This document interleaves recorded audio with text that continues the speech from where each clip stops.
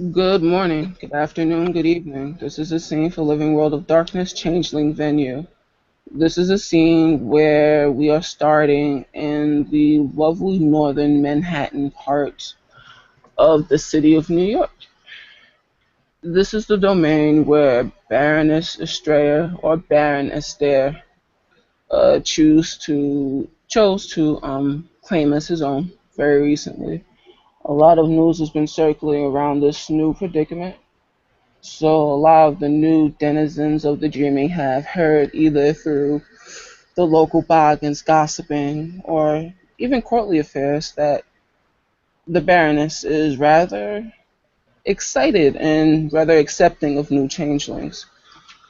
But the reason why Castiel in particular is on his way to this barony is to speak to Baroness Estrella. He has found a way to light the balefires that have recently been put out by the ice worm. Okay.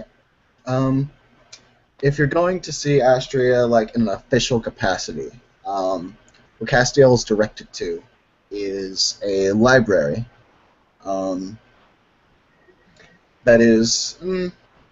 I'm just gonna kind of hand wave it and say it's quite a few blocks away from the like northern edge of Central Park. Like it's not in Central Park; it's just a few blocks away from it. Hmm. It's a small library.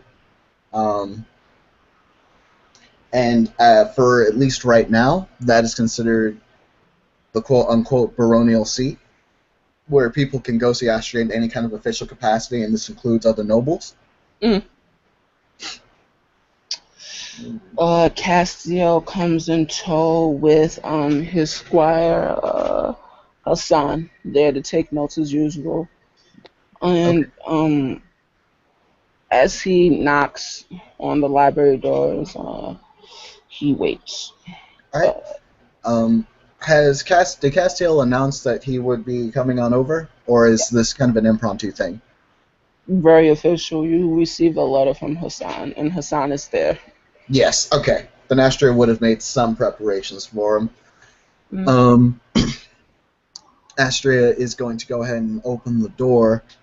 Um, and as she opens it, she'll offer a quick bow of her head, and she'll say, "Your Excellency, it's good to see you." It's very good to see you, Baron. This is Estrella. He reaches within his pocket, in his, we'll call it it's a nice, trendy, very smart-looking trench coat. Fair bit of money. He hands over a parcel and hands it to Estrella. Okay. Uh, and the parcel is like an autographed book from Lainey, her new novel, as promised. As she'll take in like she's very like careful and gentle about it. Mm. Um, and she'll say, "Thank you. I'll find a very safe place for this. I very much appreciate the gift." No, this is it is a gift, but it is also a very formal apology for my behavior last time. I know it was a very awful showing. This is me officially apologizing for that embarrassment. And I shall officially accept that. Mhm. Now, please, if you'd like to come in, I have cannolis for us. Sweet. He comes in. Oh, this is Hassan. He's here to take notes. He is my seneschal. He is going to be with me to help in this capacity, and then he's going to leave. Is that acceptable to you and your household? That is more than acceptable. As she'll look at Hassan and like smile, like somewhat comfortingly to make it like I'm not like super stuffy. You can be a little more chill here, just a little bit. Hmm. Cool. So as Castiel walks in, he explains. He doesn't really explain anything just yet. He looks rather anxious, a little nervous, so to speak. Okay. Upon kind of picking up on the nervousness, rather than she's not going to do her classic Estrella thing, which is like, don't worry, don't be done, blah, blah, blah, blah. She's instead going to try and break the tension by kind of nodding her head over to a table, like a little further away from a lot of bookshelves, and just say, "Shall we go ahead and take a seat?" Absolutely. As she will take Castiel over to a little table with, as promised, cannolis and tea. He'll take a seat. And he won't eat until she does. He'll do the proper thing and like set his plate, you know, pour his own coffee, but he won't eat until she eats. Okay. Um, she'll probably do the. She'll hold a chair open for him and like let him sit down, push it in for him, all that other stuff before Mm. she finally sits down and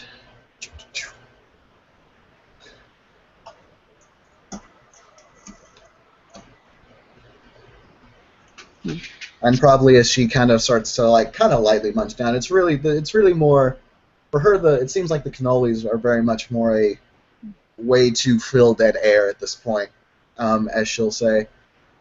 So, um, I got Hassan's letter.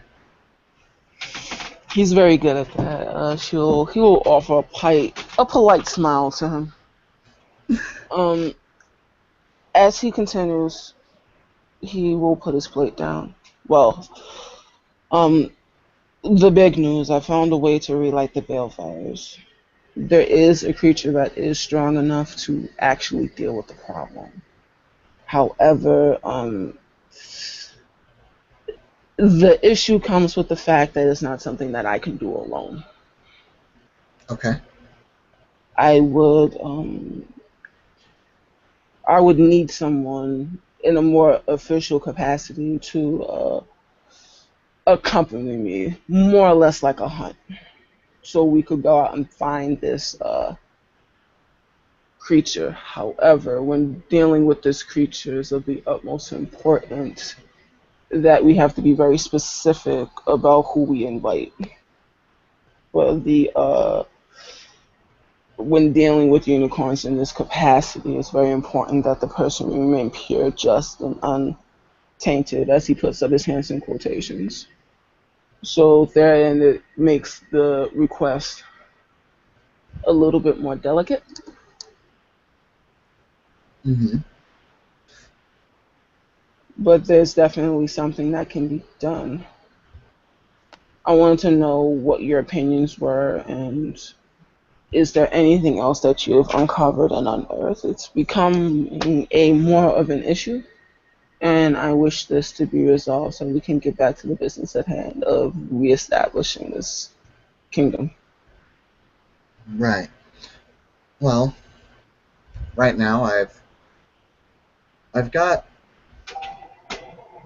right now I've well, okay.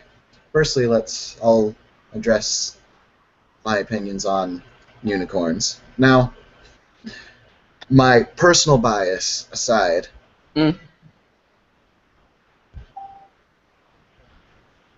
if we do want to go with a unicorn to help fix the balefires, then I'm all for it. right. If we're going to go venturing into the dreaming in any real capacity past the near dreaming, though, I would probably highly suggest that if you don't know it, take someone along that knows the art of dreamcraft. I think it's something that can be acquired rather easily. Do you possess it by any chance? I don't, but it's been on my list for a while. Well, I'm sure there's something that can be done to further rectify that. The just simply the time dilations and the deep dreaming can be a bit of an issue. Hmm. I'd rather not go on an adventure and show up 5 months later. That's fair. Yes, time dilation is a very fickle thing, and unfortunately, I'm not too sure on very many ways to control the phenomenon. But that was my major concern, that there is an actual end. Did you get my? I have a correspondence from White Suns. They seem to have encountered the ice worm in a more Mhm. intimate capacity than most. I spoke with a duke while my visit there, and he had a lot of enlightening information.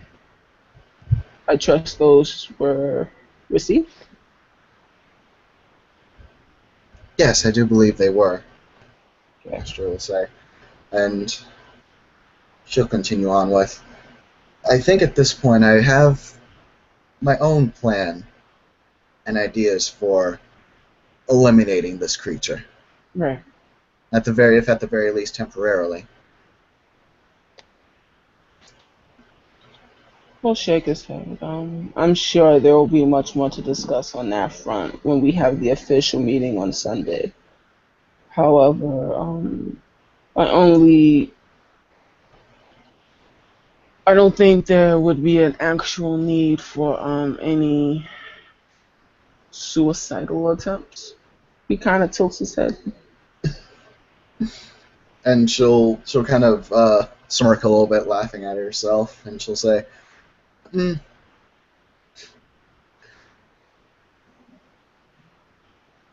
"Well, I suppose I am known for my all-out style when it comes to fighting. I mm, Your devotion to the kingdom at large is to be commended. It wasn't a snipe at you. It was more so a proclamation, being that a lot of the young Gwydians and a lot of the younger knights have this opinion that it can be fought with force. I'd like mm, to alleviate that. right. Yeah, if anything, mm, it'll take some amount of force, but not in the way that I think very many younger changelings would enjoy."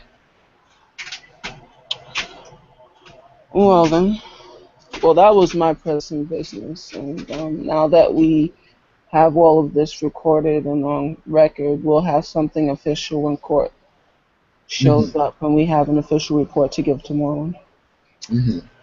about what we've been doing, so everyone will get their proper respect Right. and admiration, as is due your station. And that concludes our official business, as he will give a polite nod to Hassan. He will get up from his seat, bow politely, and excuse himself. Right.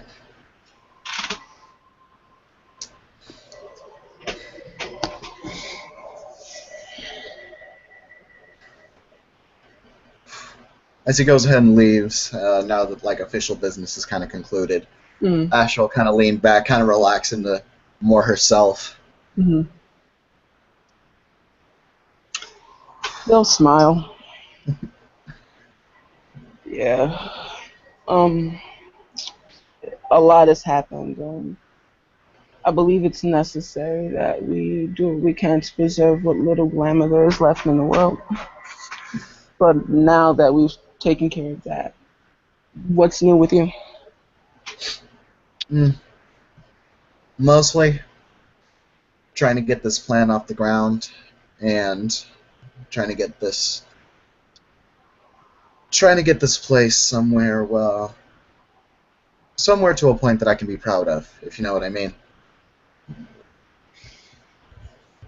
I believe that you've already done great strides and be able to hold your edicts as passionately as you do.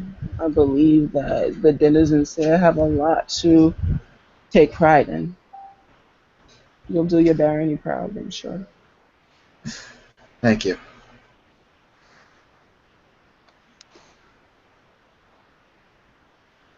Um, if I may.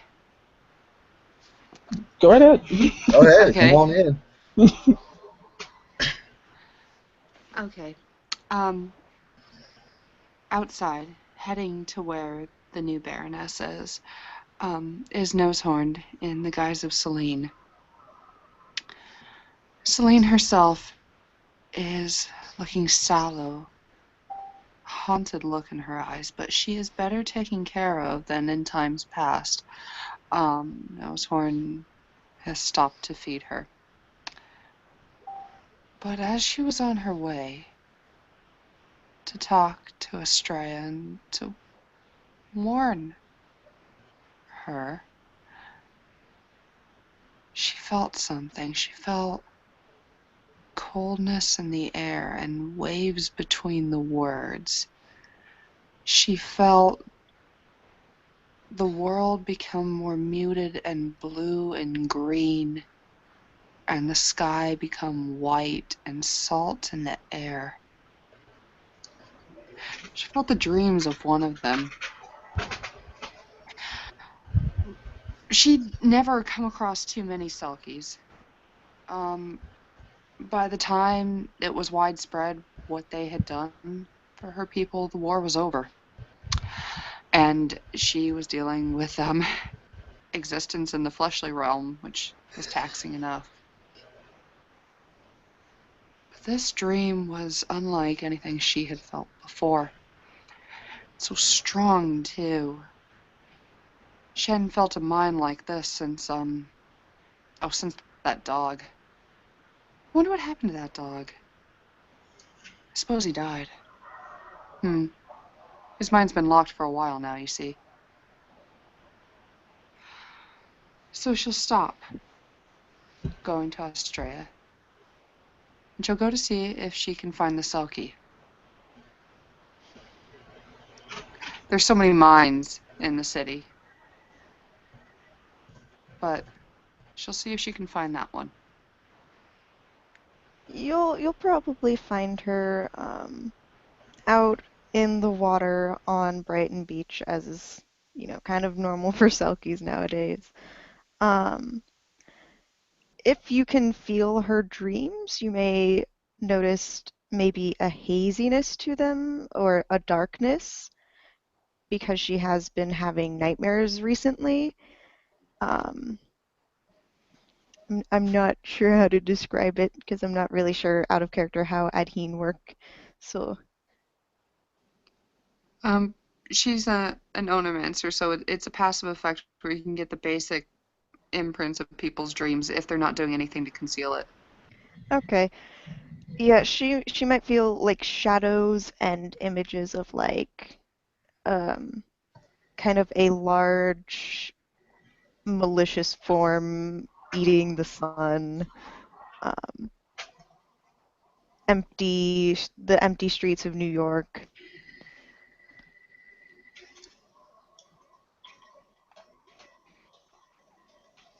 Okay.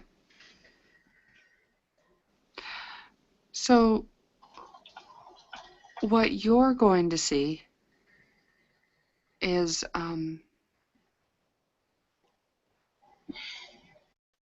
heading towards you. Celine is 21. She's a college student, and her outfit looks like it came from Urban Outfitters. It is terribly hipster. But terribly dirty too. It hasn't been taken care of. Not much on her has. Nails are ragged, hair is greasy. Um, what's more striking is the chimerical visage here, because twisted around her neck is a snake, and coming up from the snake is a thin little woman that's hunched over this poor girl's head, splayed her mind open, and is flipping the pages like a book. And this chimerical visage continues to read the book like that. Bloody and sinewy as it is, and doesn't look at anything else. Doesn't really seem to have eyes, but looks through Celine. When you meet her eyes, she'll she'll smile hesitantly, as if she's not sure,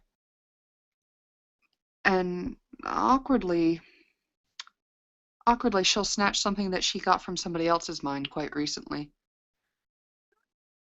Little girl sits on solemn sands, her hair a curtain wet. She sings her songs of splendid seas, a shining silhouette. Her lily coat lies loosely strung, her shoulders slim and white. She sighs with sounds of salty spray, a voice of naught and night.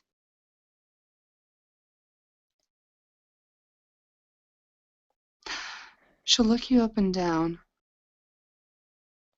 and she's also trying to see your reaction to her. Erin probably seems kind of confused. She's never seen a changeling like this before.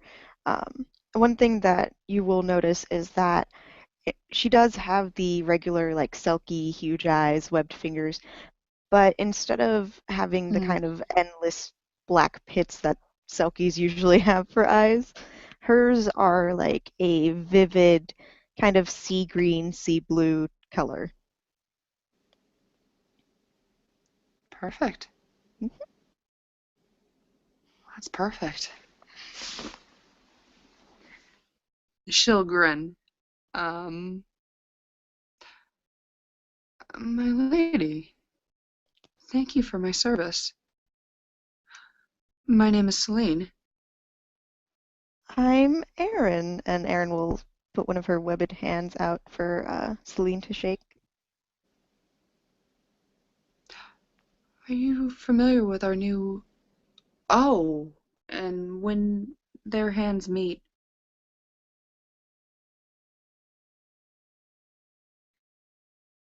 what nightmares you've had?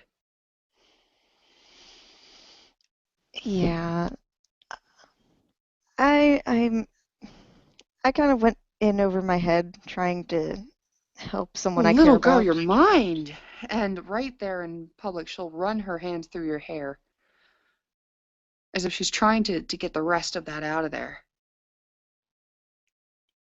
Um, Besides the sun getting blocked out, was there anything else? Um, Probably kind of like shadow, like specific forms that the shadows make, like kind of quadrupedal monsters, kind of, with no really distinct features. They're just shadows. She'll pull back when she realizes she's not going to get anything better. And also when she remembers exactly where she is. I'm sorry, you must think me quite strange. I haven't had much sleep in a very long Neither have time. I, so it's perfectly fine. You mean that? Yeah, no, she looks a bit rough. Girl, do you know what I am?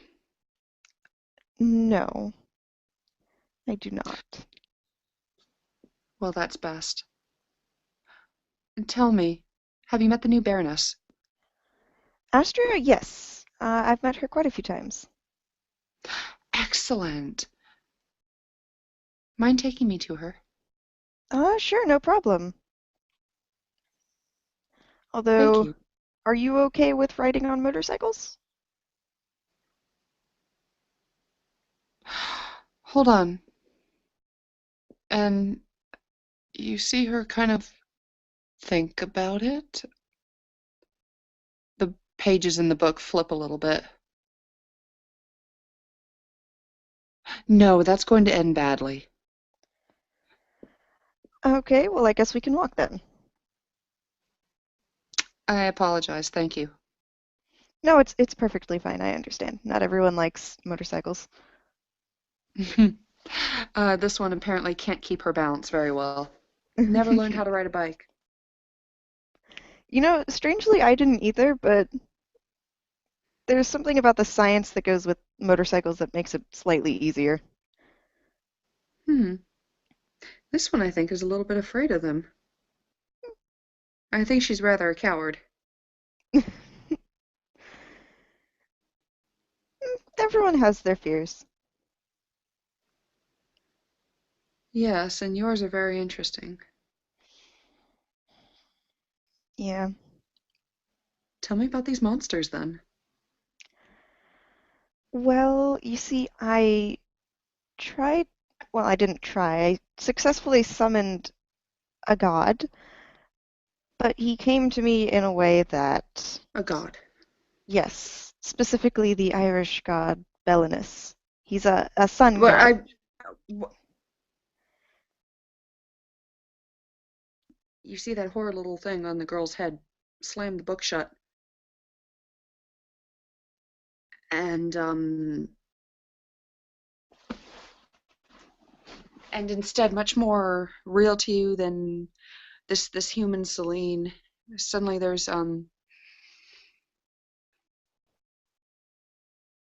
a sort of large reptilian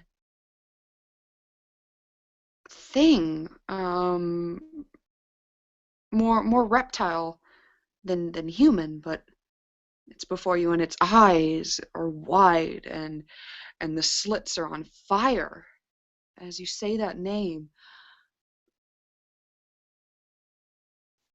you summoned the sun. Yeah, but, How? well, it took a lot of research, but I could probably show you the ritual. I'd rather you not. Yeah. Instead of coming to me, kind of like popping up, I think he gave me a premonition of, The last girl I knew that did something so stupid was cursed with the ability to correctly foretell the future, but nobody ever believed her, and so she had to see all the tragedies played out in front of her. You're lucky he didn't have a sense of humor that day on you. well, I don't think Belinus is the same as Apollo. They're all one and the same. They borrow from each other, Ishtar, Aphrodite, Lilith. Hmm. You think there's real distinction? I've been around long enough. Well, then you most likely know more than I do. I know you're lucky. Well, no need to frighten you further. Tell me about Estrella. Is she well loved here? I think so, by most. I don't think the Ishu like her right now very much. But Really? other, yeah, she had kind of a, hey, I'm Baroness party, and some shit went down there. I'm sure she would rather explain it all to you herself. I'm sure.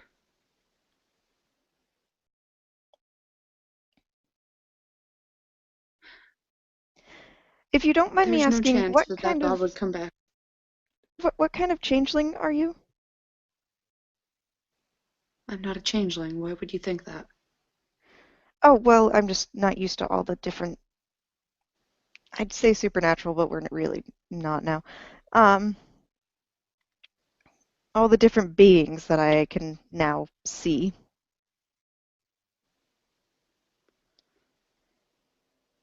I'm very new to this. I am no more a mixed breed than you are.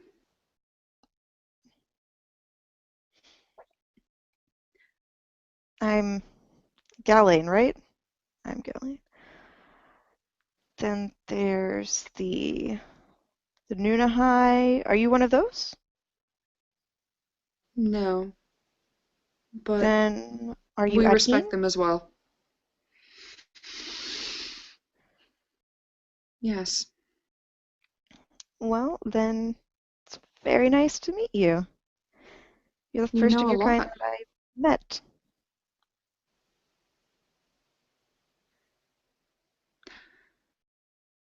I haven't met very many Selkies, but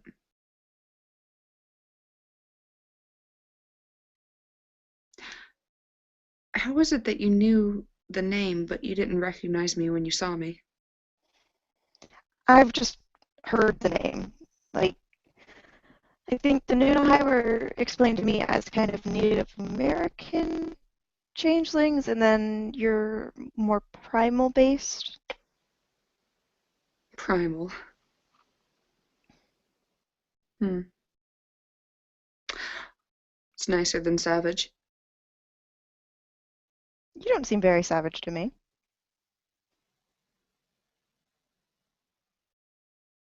Good. Good. I actually love Tell me the more about this god. well, I didn't really see him much. I may have heard him, I'm not sure. Um, he spoke in many old languages, and I didn't exactly understand what he said, but I'm pretty sure it was a witty retort to me saying that um, the situation was kind of like the Twilight Zone. Why did you want to summon him? There's a worm, an ice worm, and someone I cared about was going to risk his life to have an advantage to fight it. And I thought that maybe if I summoned him, that I could ask for his help, and you know, my friend wouldn't have to do it, have to risk his life.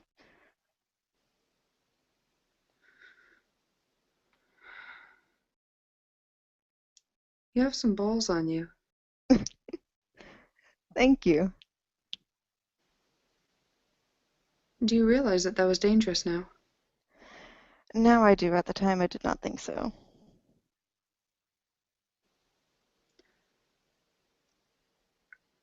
We are not the ones that have gods at our commands. There are ways to curry their favor, Well, but they aren't in service to us. I'm well aware of that. I was going to ask for help, not, demand it and offer When you something in summon return. when you summon something, though, you've already demanded something already of them.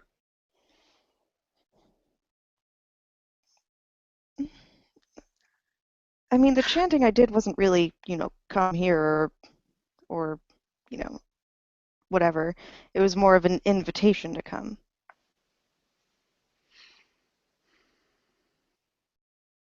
A very long time ago,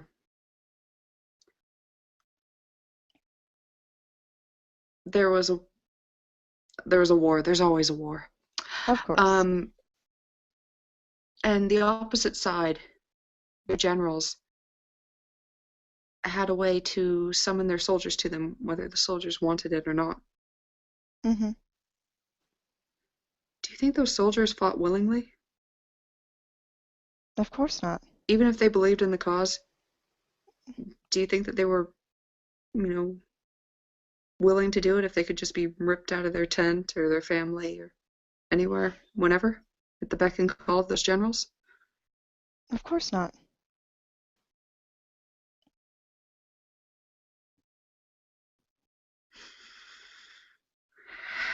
So, no other gods, right? You're not planning on summoning Bridget or Serenus or uh, Lug or anything like that?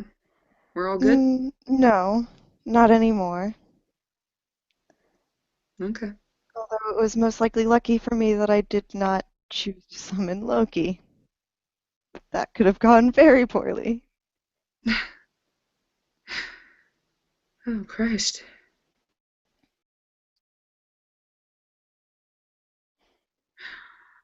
Well, good thing he's not in my pantheon.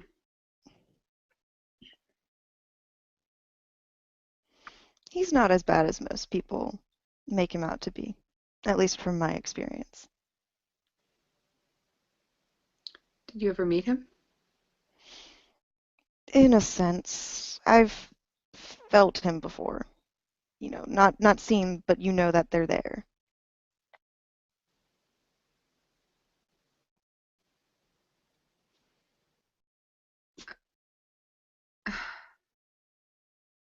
You're a man on land and seal in the sea. Well, what do you know about summoning gods? How is it that you've come across so many? I'm a druid, and I've been one for quite a few years. Oh, I see. I haven't. They were a little bit after my time, but I've heard things. We're trying to come back and at least do things semi-traditionally.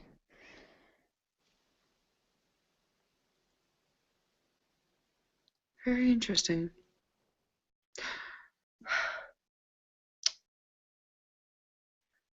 Aaron, it Yes. was? Hmm.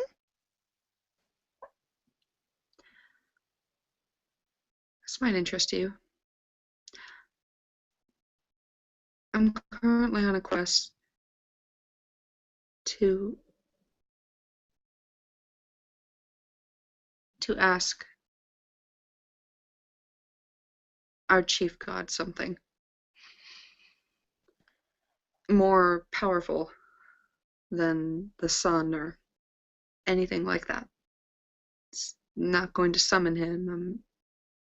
I'm going to go to the temple, and that's a quest in itself. But if you came with me, I think you would learn a lot. That sounds amazing.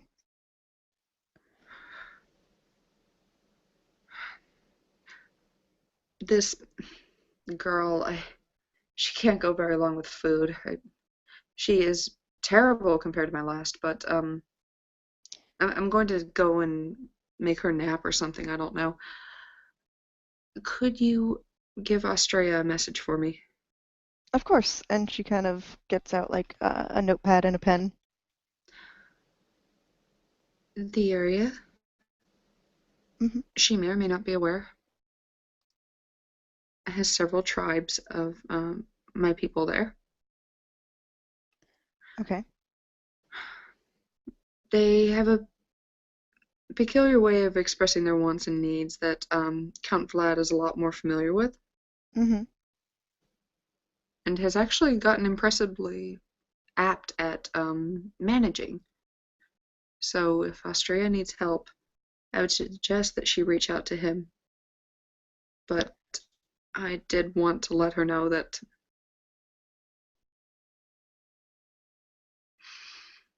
I know that there's some um, savage, more savage than I, Edheen in this area. Primal.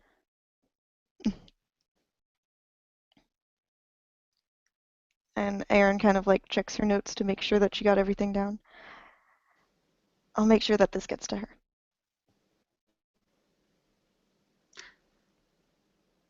It was a pleasure meeting you.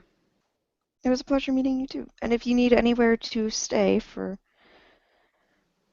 to eat or to sleep, you can always come over. Thank you. And she kind of writes down her address on another piece of paper and hands it to her. Oh, thank you. Aaron, Yes. your eyes. Yeah, I know they're a bit weird. Are they cursed? I don't think so. Okay.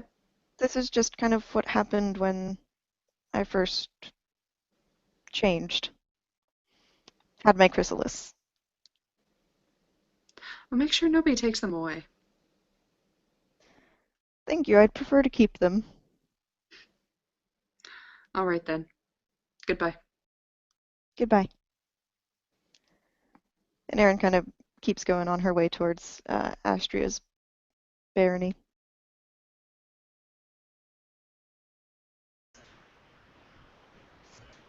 All right, and from what I understand, there are more people that are just kind of outside that are waiting for. And yeah, you can come on in if you like.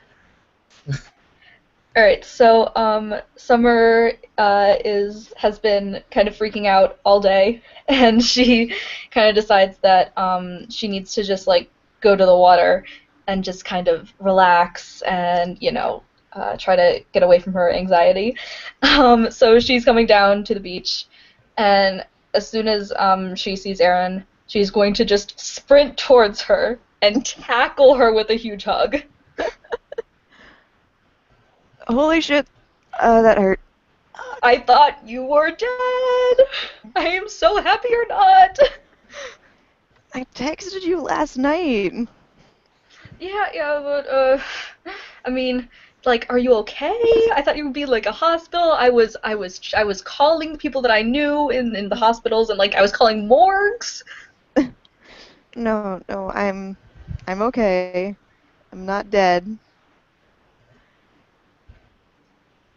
In Tim, in the dreaming, do I have like a bite mark on her Nope, on no her? wounds. Oh, okay. Okay, Toshi thought that there was, but okay. Um, I'll go ahead and correct that for him. yeah. Uh, yeah, no, I'm fine. I just I did something stupid without knowing exactly what I was doing, and yeah, Does it have to do with the research that you were doing? yes, very much so. You want to talk about it now? I think it'd be better if I kind of got. I need to go talk to Astria, so if you want to come with me, I'll probably have to explain it to her as well. Okay, sure, as long as I'm not interrupting anything. I'm really happy that you're alive. David was pretty worried about you. Ooh. Yeah, he texted me and was all, you should probably check on Aaron, and that, kind of started the whole freak out train. But yeah.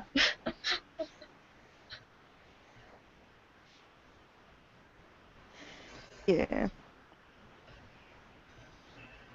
I'm surprised that you didn't text Toshi.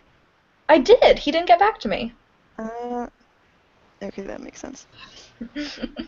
I texted everyone that I knew. Yeah. No, yeah, he checked up on me last night. I think he may have tried to break my door down, but didn't. Um, Oh.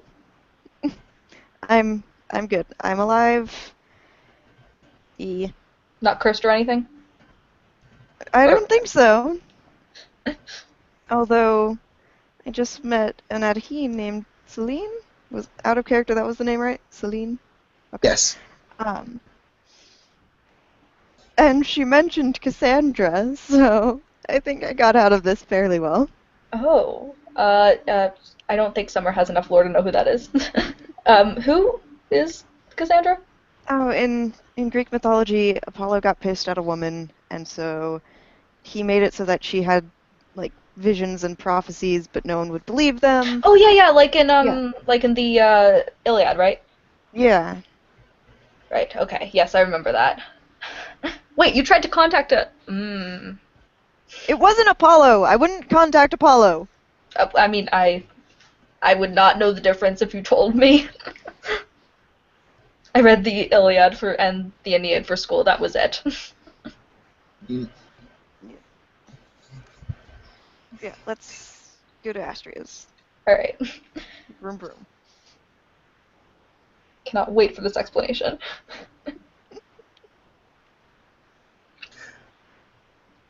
All right, almost as if there's a mysterious force that just kind of wants to say that you're here. You're here now. Yay. And hey, you see Galador outside, and when he sees Aaron, he walks over very calmly and slowly to Aaron, and he puts his hand on his shoulders and looks in his eyes and says, "Where have you been?" Ooh, Dad's angry with you. Do you want the long or short of it? Short now. We'll speak later, and you can tell me the long version then. In the woods, then at home crying for like a day. Why? That's the long of it. We're gonna get to that. He just gives her that look of, "Oh, you are in so much trouble," and then just so you have to speak to the Baroness as well. Yeah. All right, who you can go in with me.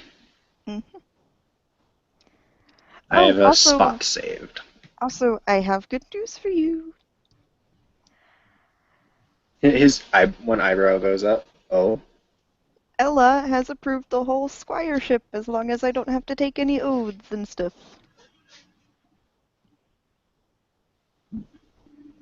he blink. Did all right. We'll speak about that later. Okay. And he just like shoos them back into the line so they don't lose their spot. Oh, there's a Well, line to get in? Probably. probably a short one. These are in the later part of Astria's Baroness hours. Um, although, fuck it, I suppose that as Astria and Castiel are just kind of chilling, Astria will kind of glance her head over, see them, see Galador, look at Castiel.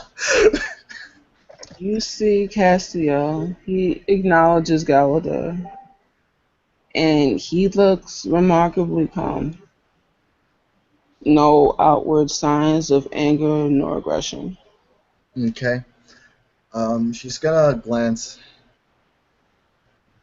She's gonna be rather surprised to see Aaron and Summer here. Um, Astria would have figured that because of her house affiliation, Aaron would want nothing to do with Astria in an official capacity. So this is quite interesting to her. Might actually be enough to activate Astria's house flaw. Um, as she'll look over at Castiel and she'll say, "You at this point are a guest," and she'll kind of glance in between Galador and Castiel again for the amazing amount of space that is between them, and she'll say, "It would be very uncouth of me to introduce situations in which you would be uncomfortable." Not uncomfortable. She'll nod. And she'll say, "Similar affairs before. Although, as long as you're in here, you will have my protection. As will he, and as will they." Absolutely. She'll incline her head, smile a little bit, and then she will walk on over, and she'll open the door for the three of them and say, she'll Castiel's walking beside you. okay. He's walking beside her. All right, so she'll open the door. Firstly, she'll look at Galador and say, "Sir Galador, it's good to see you tonight." Baroness Estrella. He gives a formal bow.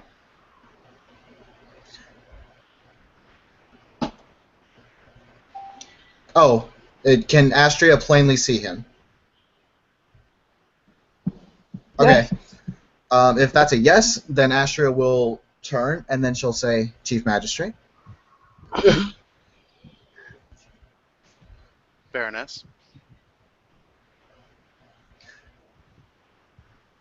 And then she'll kind of look amongst this entire group, and then she'll say, "Do we all have business to discuss with me?"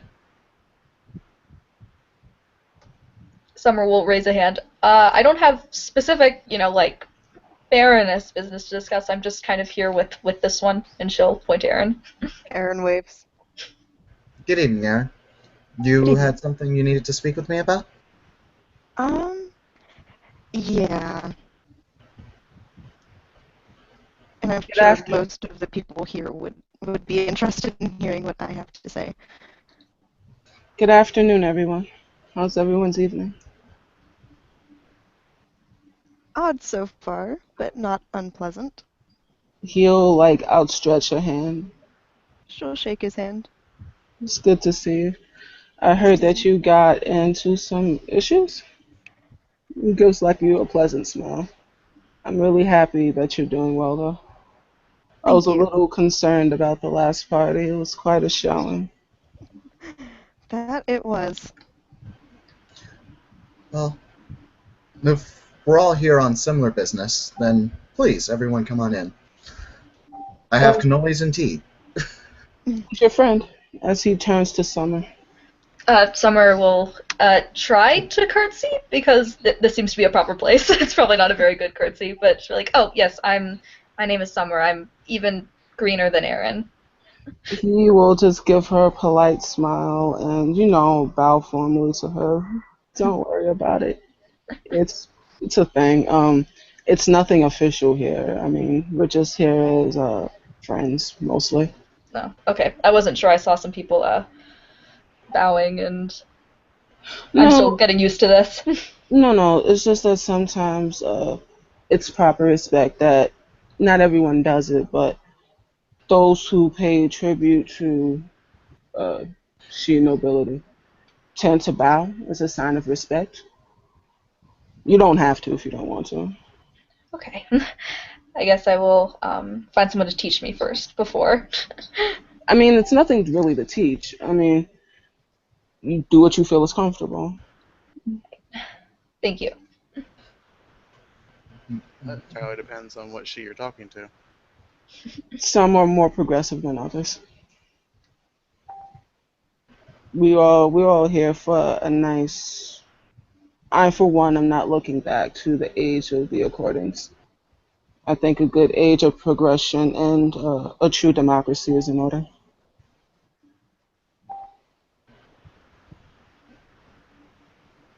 Hmm. Well then, if we're all here as friends, then come on in. As she'll kind of just like invite everyone to come on in, and as they do walk in, Astria will kind of just tap Galador on the shoulder real quick. He'll turn his head towards her, look directly at her. Yep. As everyone else goes back to the table, Astria says, "Do I need to be worried right now?" He thinks for a moment, then he just looks at her. It would be easier if you commanded me not to.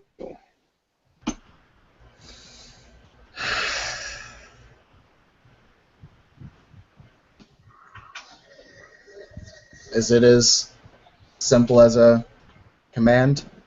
Because if so, then I will tell you right now that everyone here, including yourself, is going to be under my protection from outside forces as well as one another.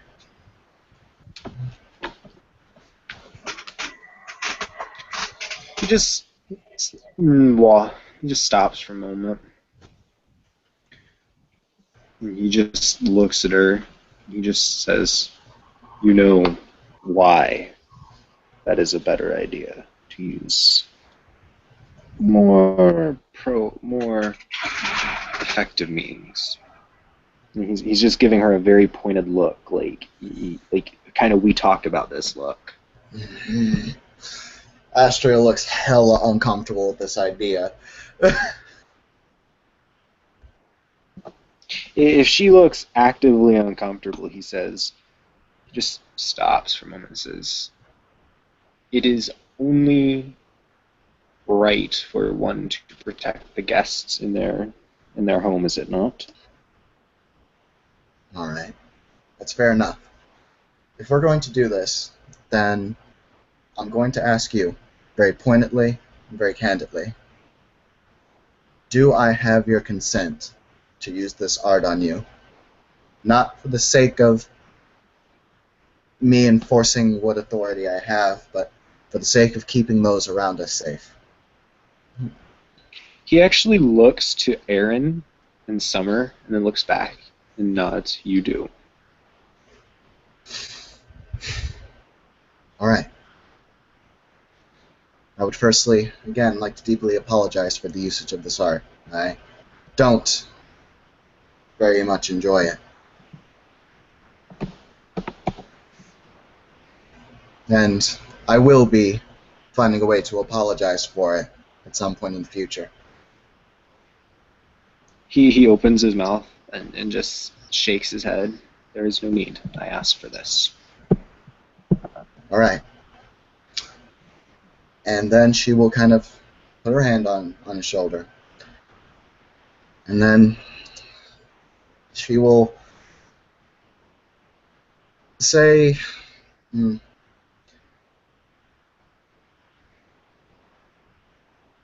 "Would you kindly not start up a ruckus with Castiel tonight?" Would you kindly is her bunk predictum. Um,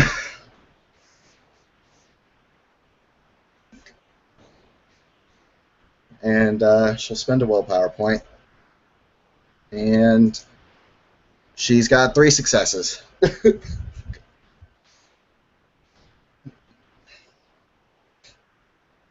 Okay, yeah, he's not going to spend the willpower to resist, so.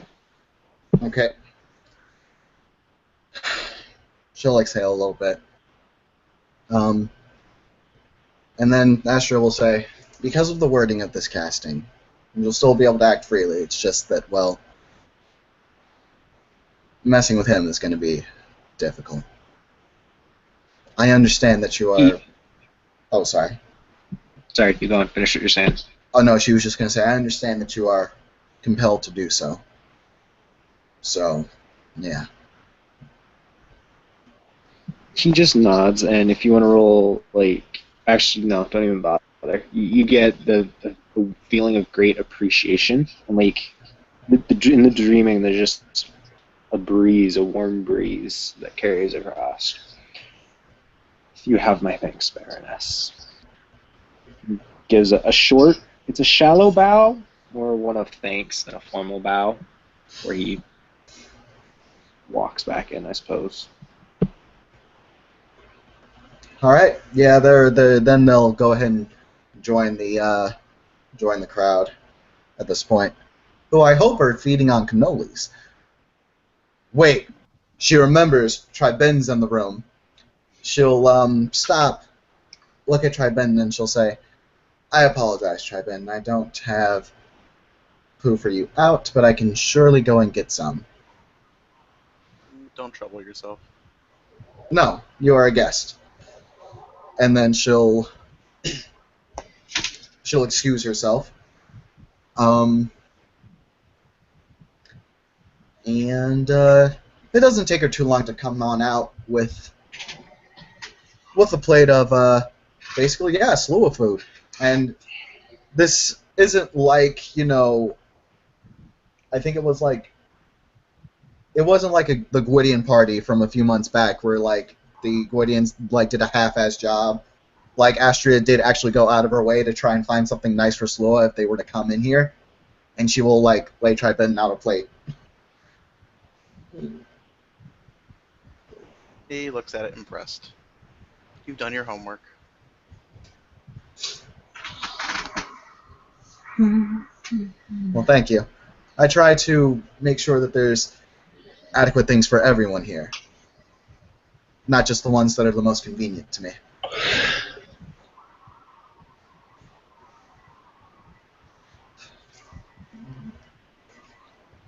I'm not here in any official capacities. It's just a social call.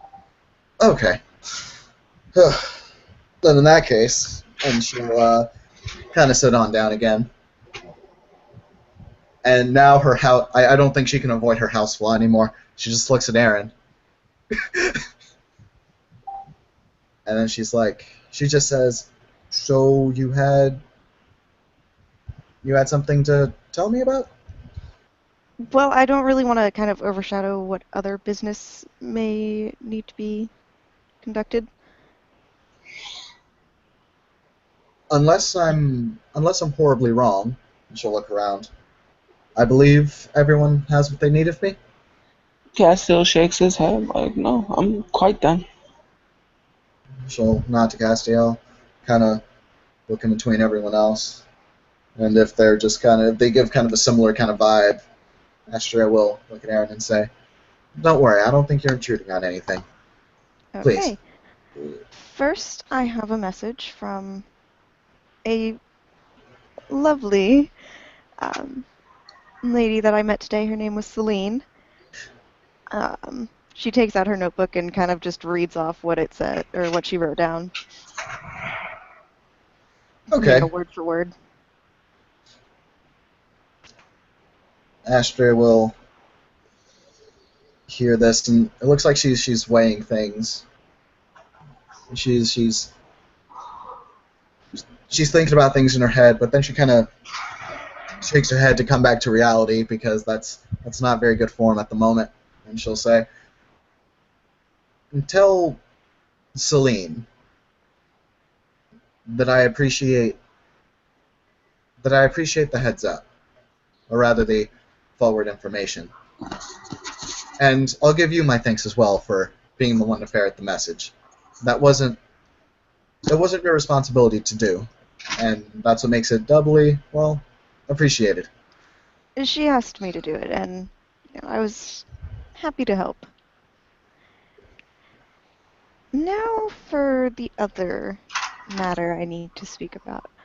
First off, I would like to start off with I know that this was stupid now. I didn't think it was at the time, so you don't need to say it. And she's looking at Galador and Tribenton and Astria when she says this.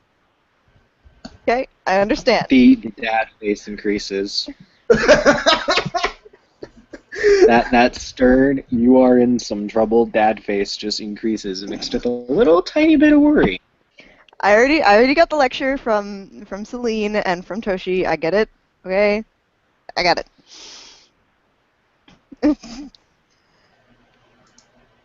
So I have recently been researching ways to summon gods, and I say summon in kind of a not a literal sense, kind of more of a hey, would you mind coming over here kind of thing. I would like to talk to you kind of thing.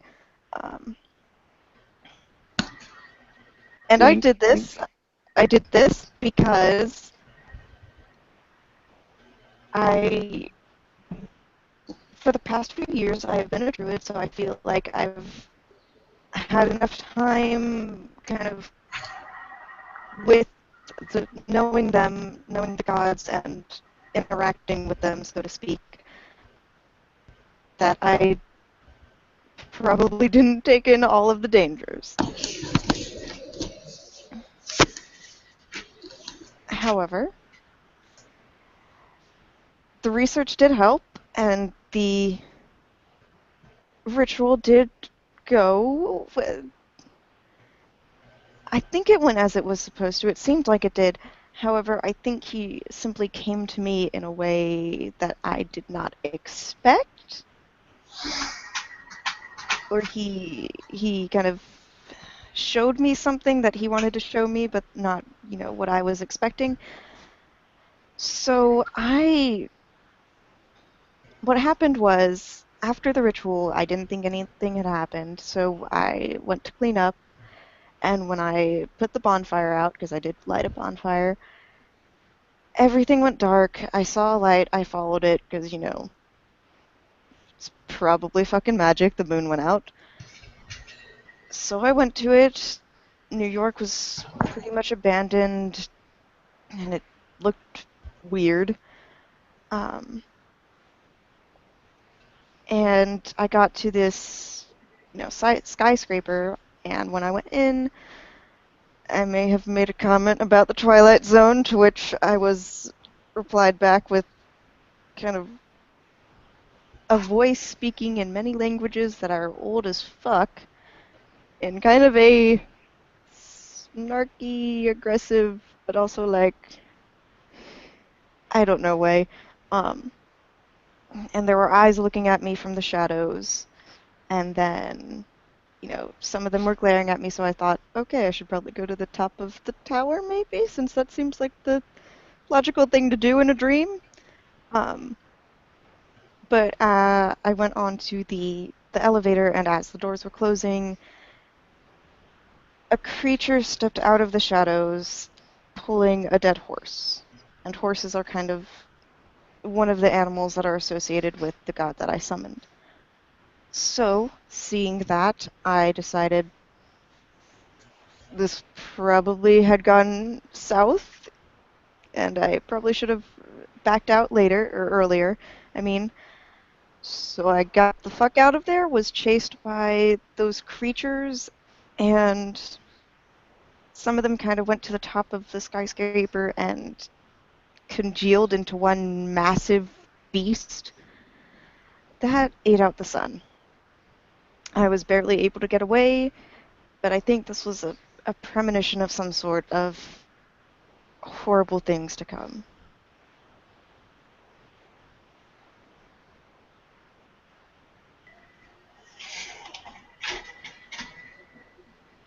blink, blink. And in the silence that You accompanied her story, you hear the sound of a lighter flick as Trebenton lights up a cigarette. Castiel looks towards Aaron and he gives a polite smile. Sometimes when we're trying to find our way, we often do things we think are right, and mistakes happen. I'm, for one, am just glad you're safe. Thank you. Holy shit. And I thought it was, important to tell someone because if it is a premonition, then something killing a god is, Important. yeah. You did the right thing.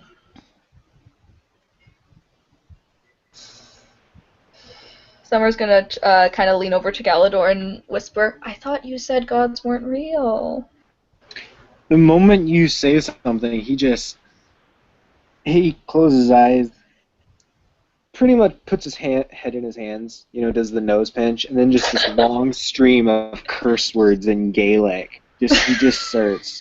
It is like if you know like Gaelic, it's pretty damn foul, and he is just takes him about a minute to just calm down, and he just goes, Slow "All clap right." from Aaron. Slow clap.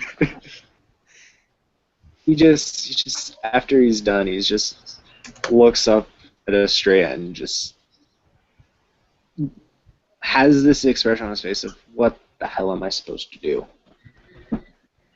Like I told Celine, at least I didn't try to summon Loki. I don't think she did anything wrong, personally. Straining at that sovereign.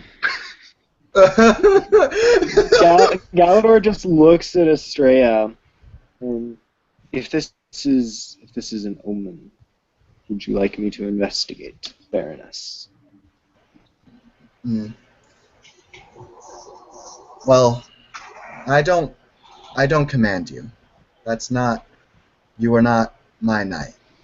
I can't order you to do anything of the kind. And she'll kind of look at Aaron, then look back at him. However, you do hail from Scotland, from what I remember, correct? Bella's an Irish A god. nod. Irish god, but it's the same region. Much closer than the places I'm familiar with. I mean, I could try to learn more about this pantheon, but I think there's very little that I'd be able to find out that you guys don't already know. If you would like to use my library and its resources, you have my leave to do so.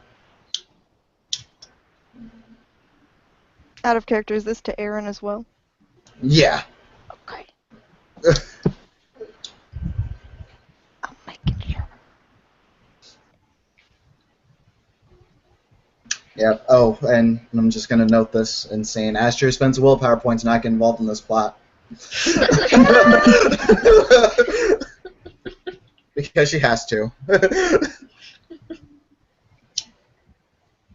Galador nods and thanks to Estrella. Thank you, Baroness. And then he actually is staring off into the distance now. Like he seems like he's half listening, but he looks like he's thinking very hard, very intensely, very distracted. And she'll... Galador, I could have called Kyliak. Just think of that. Out of character, I don't know who that is out of character, but I'm sure in character he does.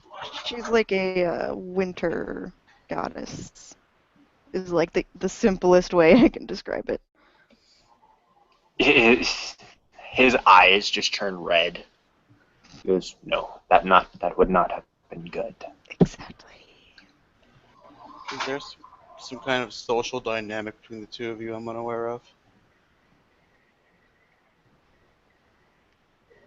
We're kind of working on a whole squire knight thing.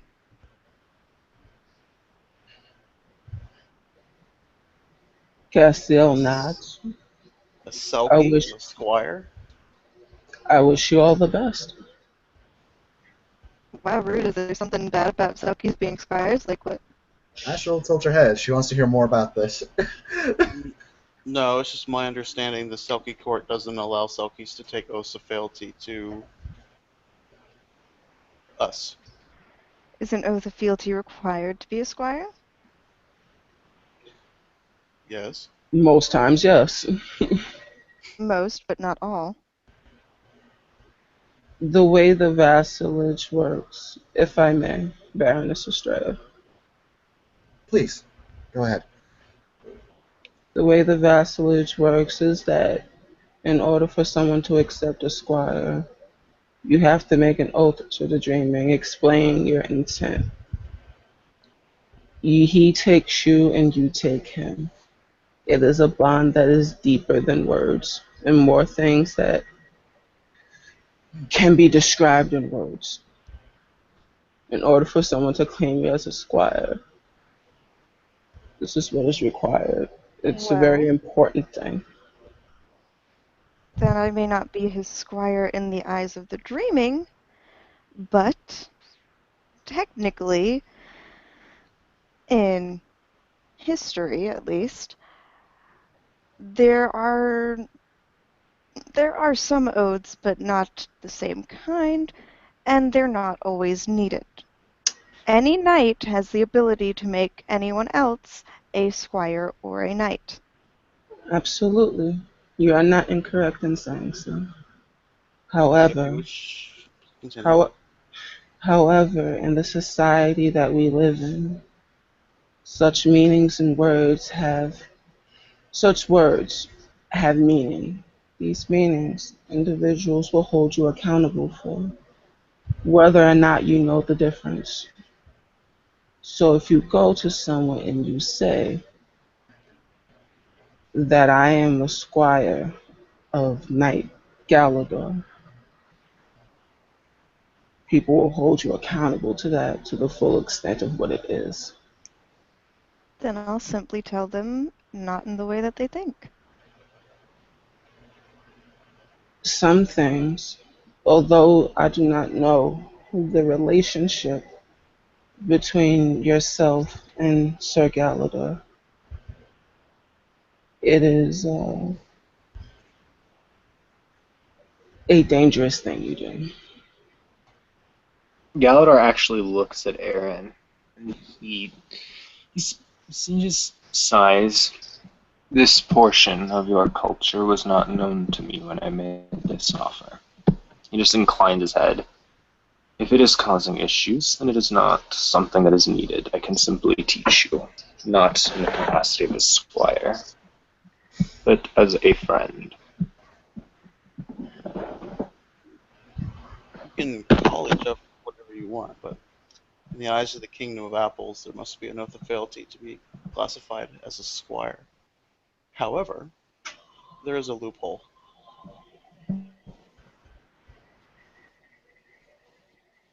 And Tribetan just kind of smiles. Do you know this loophole? I'm rolling a peony on Tribenton. Alright. As is Not gonna Asher, get she anything, curious but I'm as gonna fuck roll. right now. She curious AF right now. Mhm.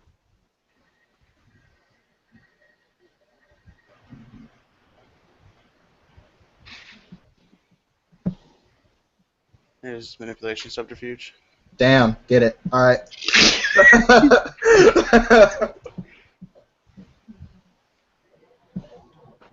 Wait, hold up. I got curiosity too. I always forget that I have that.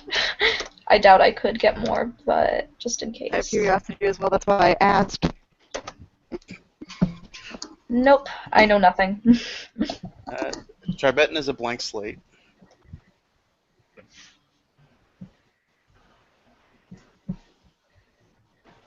The loophole is marriage. Oh, Castiel's kind of just gives a small smirk. Asher is holding in a laugh right now. There was a Selkie that was a countess, without an oath of fealty. She That was a was countess through That was a thing. marriage. That was a thing. that was a thing. That was a thing. Asher will say out loud, like, yep, that happened.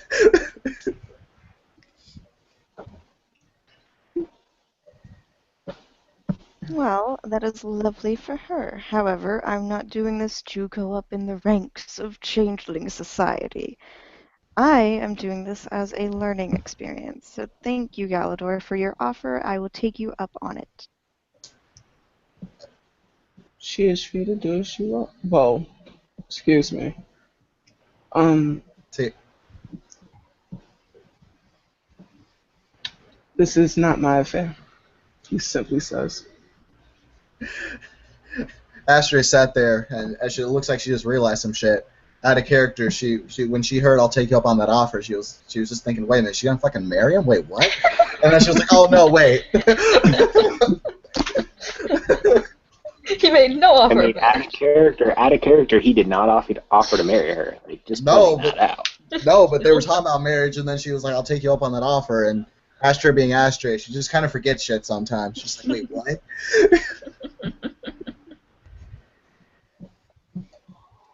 I'm just saying, there's a loophole.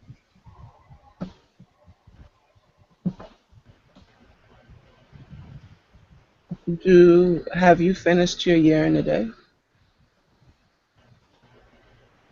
Looks to Aaron.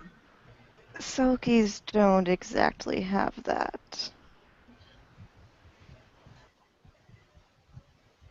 I see.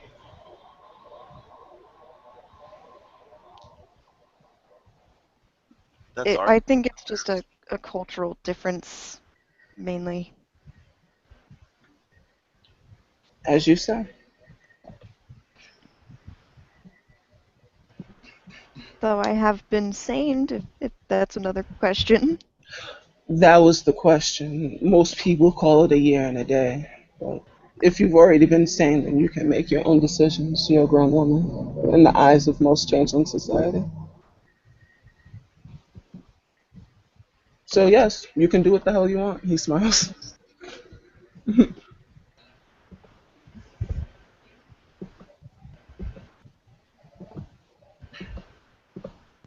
Aaron just kind of nods with like a smirk, kind of a little bit triumphantly, like, yes, thank you.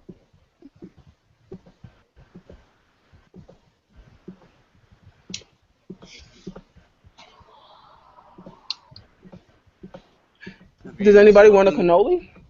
As he just passes on the tray. Summer's actually still holding like half a cannoli. Her mouth has been open like this entire time. Just she's got like half-eaten cannoli. And she's like, oh right. Summer, you have food in your mouth. Oh, she swallows. Sorry. Another cannoli. They're really good. Passes her another cannoli. Eats very fast. God, have you been starving in that lab? No, just these are just really good, and I'm anyone who wants to peony on that can. It's kind of Yeah. obvious. Yeah. Just in case, I got 4. Get it? No, I got two. this is fairly easy to recognize. She is trying to hide the fact that she has no idea what's going on right now. She knows better than to say that out loud. Summer, what are you confused about? Besides like everything, I mean, like gods exist. Yes. Okay, how many of them? All of them? Asher's gonna keep her damn mouth shut for that one. Aaron's just gonna shrug at the how many. Okay. Sir Galador, if I may. There is a very strained head nod at that. It seems like it's taking he's actually gonna spend a willpower point to do that. It's fine. Summer, how much do you know about the dreaming? Well, I have extensive notes on it. Mm-hmm. I know that there are lots of things in it that want to kill us. I know that it is kind of a force of its own, since it can hold you to oaths and it can protect itself. And I know about banality. I guess I know the basics. Um, the thing about the dreaming, anything that we dream, anything that we imagine, the things that you remember when you were a little girl and you believed in Santa Claus or any of those like things? Oh Yeah. my God, Santa Claus is real. Totally, Yeah, because but the dreaming on the says flip so. side, so is Krampus. Krampus is also a thing. Yeah. Speaking Yeah, I of was I wild was Krampus, Aaron might grin when you say Krampus, though. Yeah. I was kind of aware of that, like in general, since I mean Pokemon are also real, but how much power do these gods have if they're sending Aaron this kind of a lot. prophecy? It's a lot. The dreaming is a live and vibrant thing. So if somebody has definitely said it or thought about it or dreamed about it, it's a thing. And it has however much power that person Oh no. thinks No, about? not necessarily. Once things are kind of made in a dreaming that way, they kind of take on a life of their own. Oh, so this might not be like this version of the god might not be exactly what the myths talk about? Yes and no. It's hard to say. It also depends which myth, because sometimes you got myths from like this area that says this thing about a god, and then this area that says another thing about a god, and then there are the Greek and Roman gods, and they're basically the same people. So yeah, there could be different versions, different places, different things. It depends on what it is It's not necessarily what you read in a book, it's what people have dreamed of them. to be. Oh no. So, I mean, if you had tried to contact Loki, let's say, you might have gotten the Marvel version?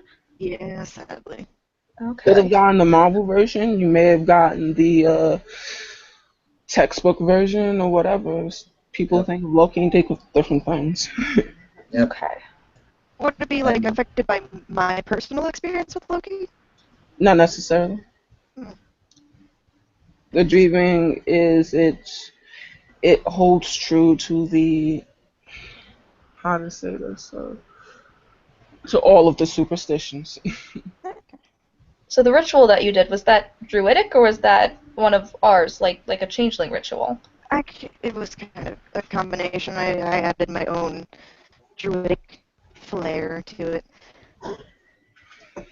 So like druid magic, that's a kind of magic too? Yeah, but it doesn't work the same as changeling magic.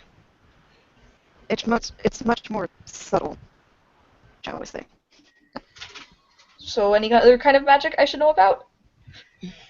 Do you know about cantrips? Nope. Yes.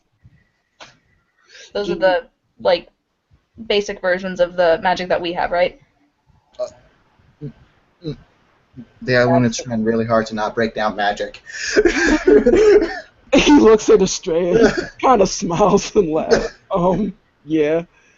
Uh, it goes a lot deeper than that, but I'm pretty sure Estrella would love to tell you about it. Okay, so Summer lives for lectures. a cantrip is it's not quite the D&D connotation that it has, although it's somewhat similar.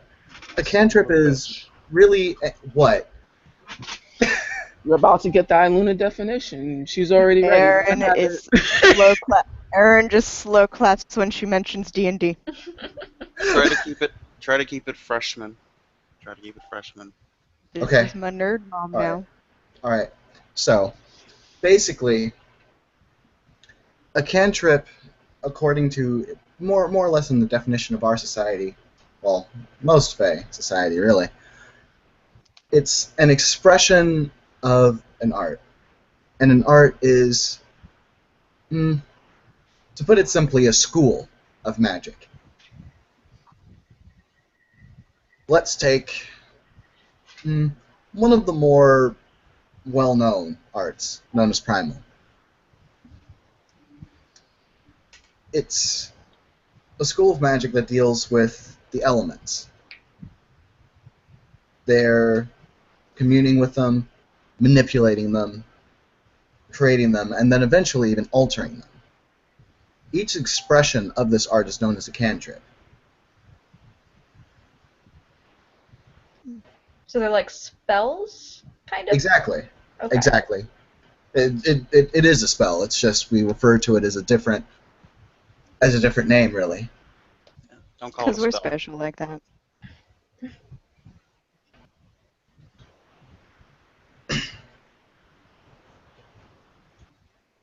Just don't Now, call it a spell.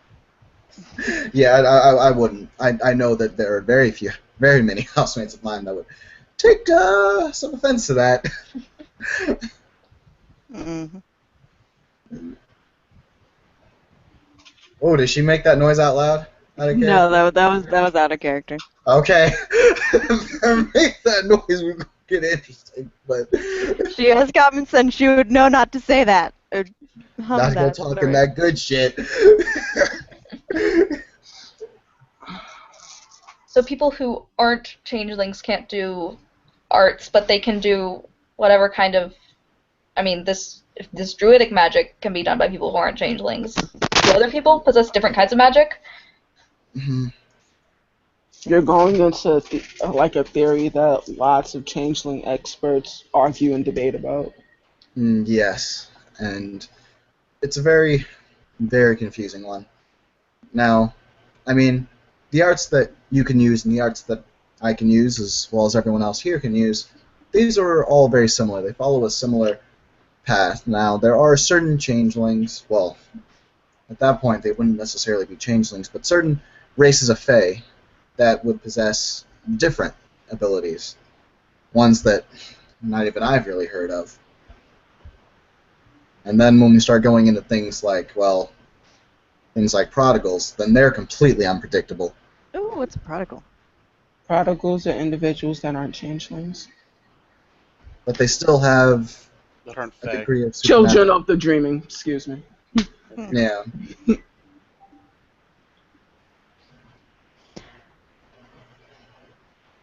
Now mm, that's not a lesson for today. Wait a second. I also have a question. So, changeling is another word for like Cathane, right? Yes, Okay. Okay. generally. I should use Fae as a generality. Okay. Yeah. That's what I try to do at least. Yeah. Yeah. I'll just simply call people by their names. That also works. Yeah. Also a good idea. I know, but I accidentally asked an Adheen if she was a changeling, so That would be bad. He yeah. kind of Mhm. laughs. She didn't seem happy about it, but you know. That entirely depends on the Adheen. Yep. Considering the one that you met, Celine is. Hmm, I like she's told her. me before that she's rather kind. I like her. Um, be careful around her. But she's a snake. Yeah, exactly. Mm. Kind of looks at Tribent and smiles. Like, okay. Like Ashtray ain't gonna comment on that shit, but all right, she's gonna let that ride. Wow. Goddamn Judo Christian Let's just say that bullshit I've had to snake visit racist. that one in an official capacity. Mm. That's unfortunate.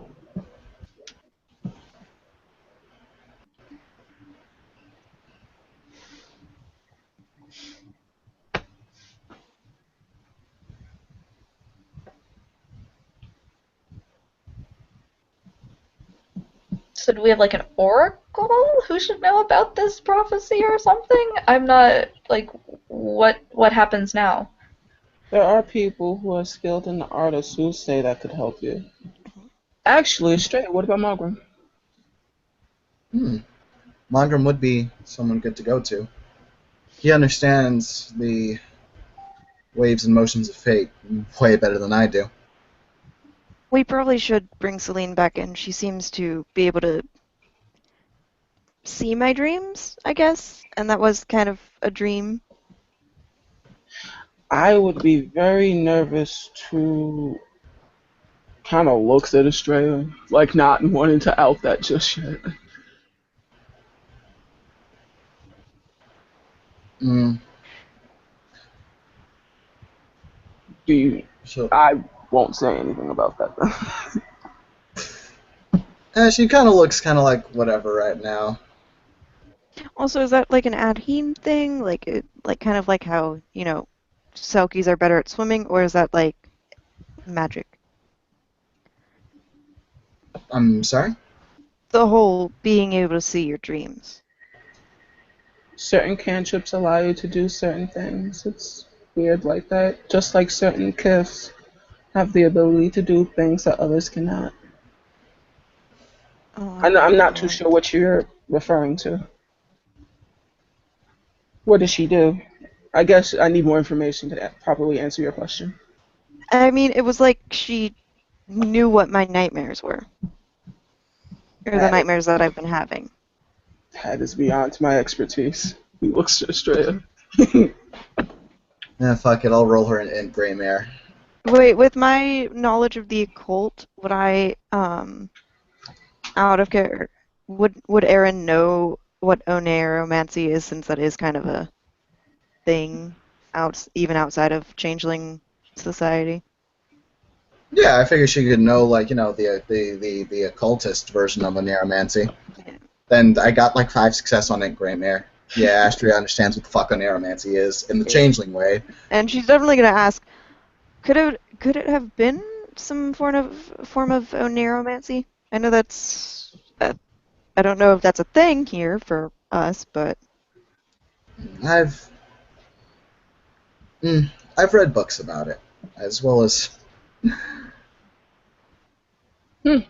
I've Apparently he does know experienced what the there. fuck that is. Yeah, they both you just know. had to speak the word. You got as much success as Astria. You may not be like, oh, here's every level of a neuromancy, but you like, yeah, it's a thing.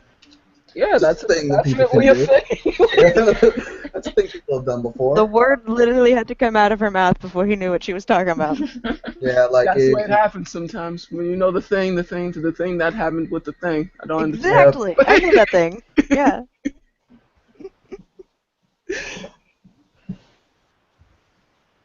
No, that's not the only thing she can do with dreams, so be careful. Well, if she could take my nightmares away, that'd be great. She can. Summer stopped herself. If as she can take your nightmares away, do you really think there's not other things she could do in your head? I would, if I were you, I'd think twice before allowing someone else inside my mind. exactly. Make sure that you trust the person. Mm, the space of your dreams is one of the most personal places that you have. Letting someone in there, It's dangerous. exactly. Extremely. It is why we have the right to dream for humans. Shall not. Shake his head.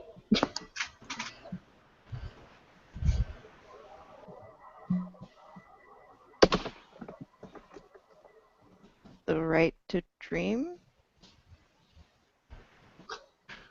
Oh, we got some Who's teaching to do. I Cassio looks kind of like worried now. Like, at first it was just like simple questions. Like, well, now he just looks concerned now. He just gives a straight extremely concerned look. Like, Charbet actually lowers his sunglasses a bit and kind of looks at Galador, who's taken on this parental role. She's moving through the Kingdom of Apples, and she doesn't know the Ishit. He he looks back to Tribenton. This is information that I was not privy to either. I will be teaching her as soon as possible. wow. Just wow. Ooh, Cannoli. after Castiel's wow, Astra's checking on Galador right now. Are you going to be officially taking her on as a mentor? He Technically, I already thinks have one. What? Huh. Mm, if I may, Galador? and Aaron? he inclines his head to Estrella. What this sounds like to me is because Aaron is right. She does have her own mentor, a Selkie mentor. What this looks like to me, this is. I would classify this as some kind of basically a friendship that has liaisonal implications, rather. Like he's Or maybe she's my Selkie mentor and he can be my changeling mentor. That's a nice PC way to say it. yeah, No connotations attached. yeah. Let me explain why my nervousness from before.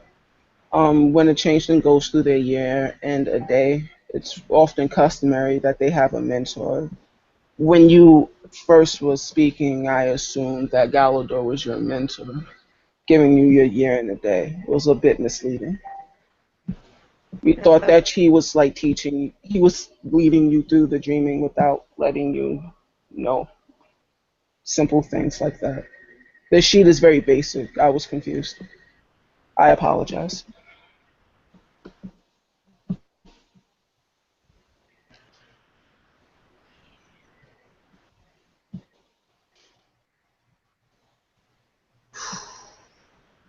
Yet again, I think cultural differences have come up Hmm. here. That's why I said what I said earlier, Aaron. Uh, on the topic of mentors, y'all may want to roll P&E on Astria. Hey, I already know the story. yeah, you do. I have hey, two successes. me as well. The topic of mentors is rather that whole explanation. It seems like there's a nerve that was hit, Mm. like a very very big nerve. Like I mean, like it doesn't look like she's directly mad, but it looked like she just remembered some shit.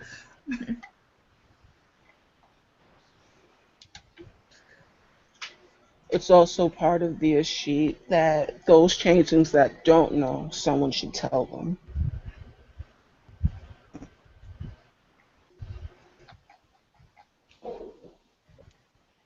If it had Understand? been known to me that Erin here did not know the sheet, I can assure you she would have been instructed. Now I know. As I said before, my very candid apology.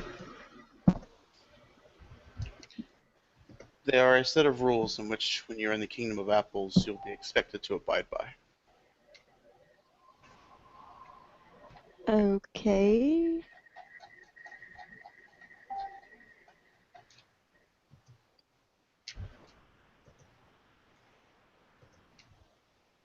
Are there different rules for different kingdoms? I mean, I know there's obviously different rules for like the Kingdom of Apples than the Selkie Kingdom, but yeah. Every kingdom of changelings follow these basic tenets. Try, Chief Magistrate, would you like to do this or should I? Galadar says that he will instruct her. Then that is none of our business, you're right. If you break one of these rules in the Kingdom of Apples, then you can expect a visit from myself. Yay. It's a very serious matter. Extremely.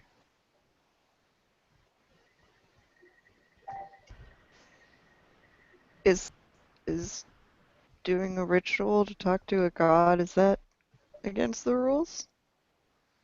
No. Nah, Okay. just poor form.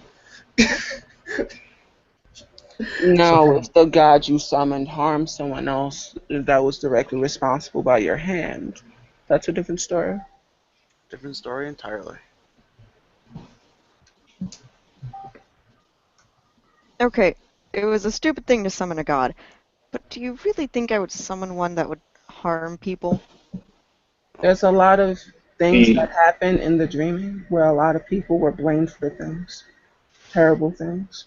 yep. One of the and big, do you really think that you... Sorry, out of one of character, the sorry. one of the basic things that I come to learn is that, and I hope to change. Uh, it's a very harsh truth, but something that you should know. Um, there are others that would, there are others that are hold to different We are all held to the sheet, but sometimes old prejudices and silly things that she often do when they get too high and mighty affects the outcome of the decision. There's a definite dichotomy at work. You should be aware of that. And do you really think that you would know the mind of such a creature to know whether even the kindest of them would do exactly as you think? He raises an eyebrow at Aaron. This isn't my first rodeo.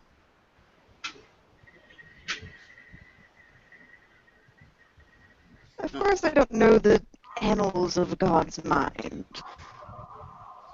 But it's not like I'm going up to someone who I don't know, being like, "Hey, what's up? You wanna do some shit for me? Yeah, cool. May I offer a scenario, Aaron? Sure." Did you know that when she get upset that the dreaming shapes and forms around them? And that when she are passionate enough about something, the dreaming actually listens to things that they say, and they are indeed held accountable for them. Okay. Such a thing is possible. The dreaming is always listening, always paying attention. I'm not exactly sure how that connects to this situation, though. If you were summoning something and something responded to it, what else do you think it could have possibly responded to? I don't know. That's the point we're trying to make. Things can inadvertently happen. But words, though. I was very careful with my words. I I'm not think what he's chastising you, believe me. I'm just letting you know. I think what he's trying to say is now when you say things, when before the dreaming wasn't listening, but now it is. Oh, joy.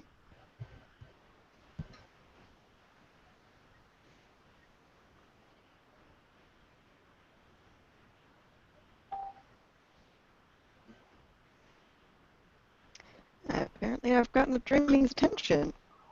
Yeah, well, the dreaming loves a good story. Yeah, Quite a story.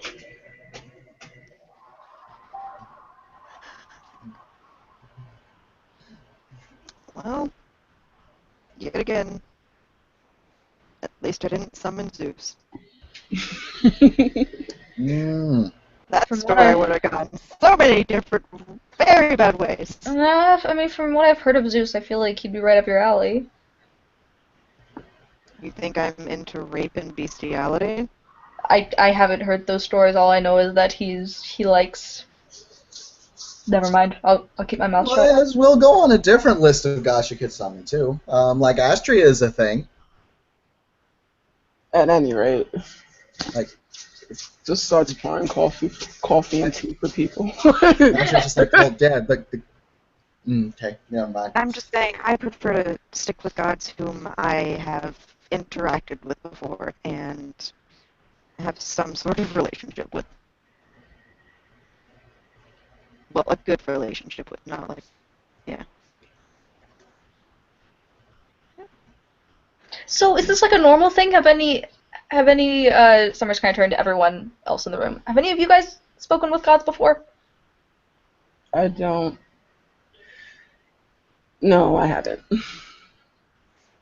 Most changelings tend to stay far away from the far dreaming, that is. Do you know the difference between the far and the deep dreaming? Yes. Know that you don't want to go into the far dreaming, and you will probably not remember what happens there. We'll shake his head. The closest thing to a god I've spoken to is probably Mosinir. I've heard stories. That is a very frightening individual. And coming from me, that's saying a lot. I Astria will kind of think, and then she'll say, "I'm not entirely sure, but I never exactly met a god, but I think I met death at one point." Wait, which one?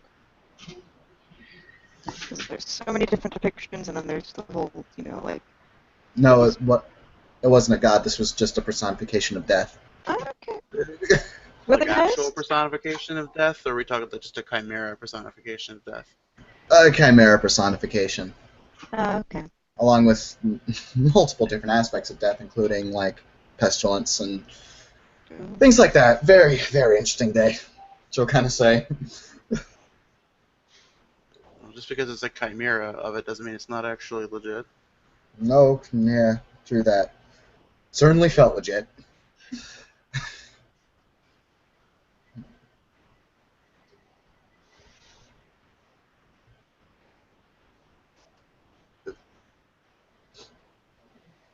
Did any of Maybe you this. feel anything when I did this? Like, was there? I feel like that kind of thing would have, sent off some alarms. I may have heard some whisperings in the shadows of things. Goddamn shadows. Whether it's related to what you did or not, I don't know. 'Cause I feel like if I, actually got in touch with a god, There'd be glamour or something, right? magic or just something. There have been reports of raw glamour manifesting in New York. Just on the edge of perception, so most changelings wouldn't even notice. But the slow will notice.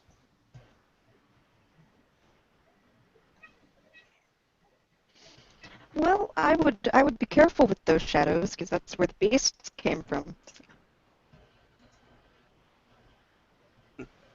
Tremendous smiles.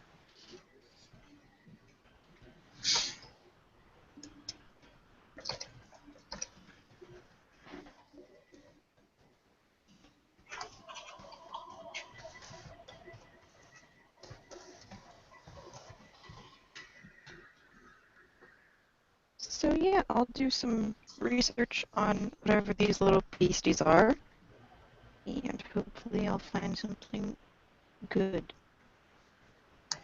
You should also check the libraries of home fires in Toronto. They're quite extensive. Oh, trust me, I We almost spent a whole day in one. know. The Library of Terranor, the Infinite Library, is a wealth of information. Exactly. Yes, it is. So many books. Assuming you can access it all. Let's just say I've had a lot of energy drinks the past couple days. The librarians can be very particular. Yeah. They really hate it when I smoke in there. Well, obviously.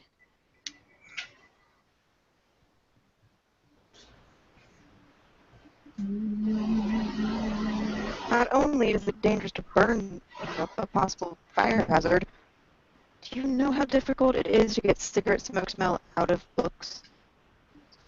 Fucking impossible. Why would you want to? Because it smells like ass.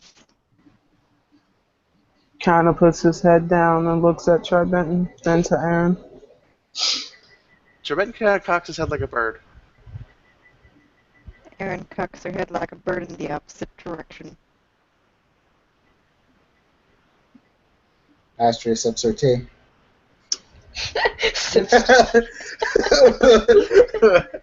Now, when you say that stale cigarette smells like ass, you are comparing this to the actual smell of an ass?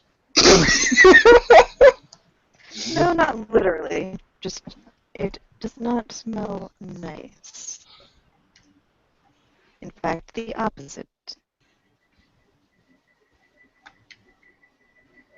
Sips tea.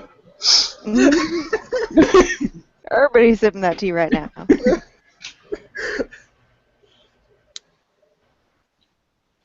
I Before, personally. sorry, Go ahead. No, go ahead. saying before I leave, Astrid, I was wondering if I could ask you just like a quick question in private. Oh, sure. If everyone else is done, I don't want to interrupt anything else. No, go ahead. All right. as Astria more or less whisks Summer away. And I mean, Much. Whisk. Yep. out of character, y'all can stay around. This isn't like super secret, but in character, she just wants to talk to Astria alone. So All right. As you get whisked somewhere that is far yes. away, somewhat comically far away. Almost as if there's someone with superhuman hearing in the room. Just started to ask, how far are we going with this? Different room, other side of the building. If you overhear a little bit, it's probably not it's not dire. Astria doesn't know the extent of Triben's Sluo birthright. She doesn't have the Sluo lore, so she's just like, fuck it. It goes to the other side of Manhattan. Alright, we'll just assume it's far enough that your friend can't hear it. Since you were actively trying to do so. And you go comically far. I'm not What's that? sure. Sorry. Oh, she just asked what's up. I'm not sure how much I'm either allowed to reveal or how much you know, but I was just any information you have on Vladimir. I haven't met him personally, but I am curious and slightly worried. So. Count Vladimir is, well, as you may already know, he is the Count of Brooklyn. Yes. I figured you'd gather all that. He is very notable in court for his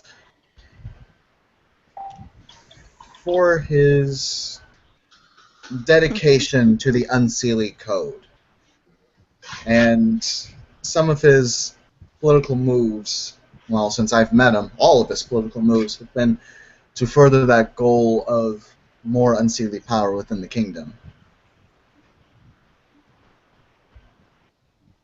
I mean, while he's implicitly okay with the Seelie, as far as I understand, I feel like you'd get a lot more respect from him as an Unseelie Fae. Although I don't think you were asking about his politics. Well, I mean, anything about him. I'm coming from pretty much a blank slate. Other than that, he is the Count of Brooklyn. Also, he was in a duel, and now Sam has to flash Donald Trump. Yeah, but. Mm-hmm. Yep, Asher's gonna continue on to say, I haven't had too many issues with him, aside from some,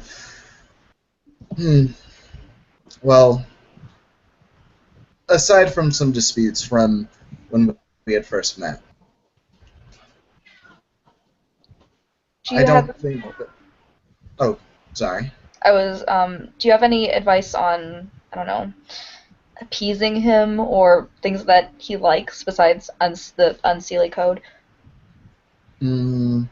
Are you? May I ask what your goal is with him? It's the protection of Selkie territory. Right. I think in this case, I may not be the person to go to for this. I know that Toshi's been doing quite a bit to help out with the situation in Brighton Beach in Brooklyn. Yes, he is.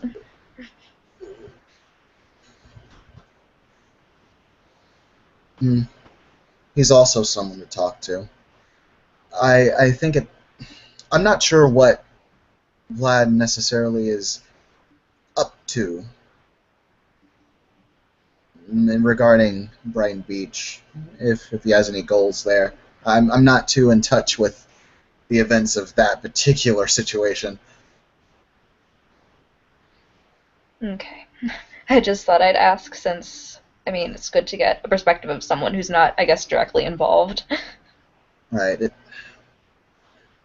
I'm not too sure on everything. I haven't gotten too many sides of the story. This is... It's a situation in which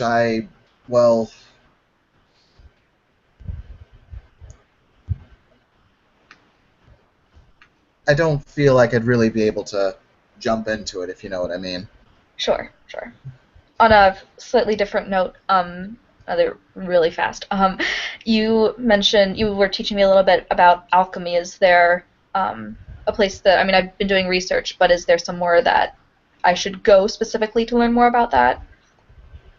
Mm, I know quite a few books on the practice that are in Tarnar and Home Fires. I do have a tiny little alchemical lab and my freehold if you would like to run some experiments. That would be amazing. I am a huge fan of labs. Alright, it's not going to be quite as fancy as your standard lab up at school, but it'll probably be able to get the job done. Sounds perfect. That was all. I don't want to take up any more of your time. Thank you for all your help. Hey, no problem. As Astra will kind of reach into her pocket, like as their conversation ends, she'll whip out her phone, check it. She'll just blink twice, and then just put her phone back away. And yeah, Summer will start going back to the room with all the other people, or unless the people have left.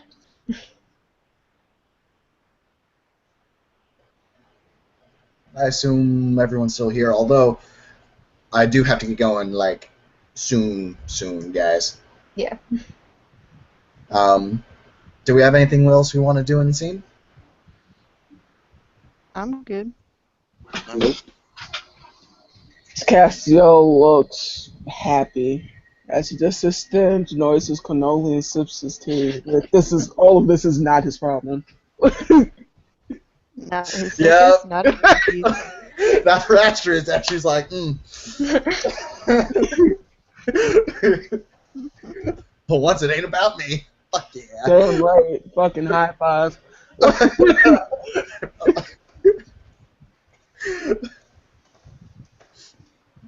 Alright, is anyone going to outro us as Castiel and Astra are very, very gladly not up in this shit? I'll outro it. Alright. As Castiel and Estrella enjoy their coffee and cannoli, enjoy their tea and cannolis, they kind of talk and laugh about things that have happened, sort of watching the comings and goings of the new barony as different different nobles and a few commoners come to and fro, asking various questions of Estrella. After all is said and done, they're politely escorted out by, typical staff that lives and works here. With that, Castiel will wave a polite goodbye to Sir Galador, Aaron, and Summer. Very nice meeting you both. And he will make his way towards Starfall City, walking in with a very chipper and light step, enjoying the night. Treventon will remember the He slight. does get. It wasn't a slight. I wanted to know if he was still here, damn. With that, we will hold an end to the scene. Thank you, players, for playing. We had quite a few watchers. Thank you, watchers, for watching. This has been the scene for Changeling. Sayonara.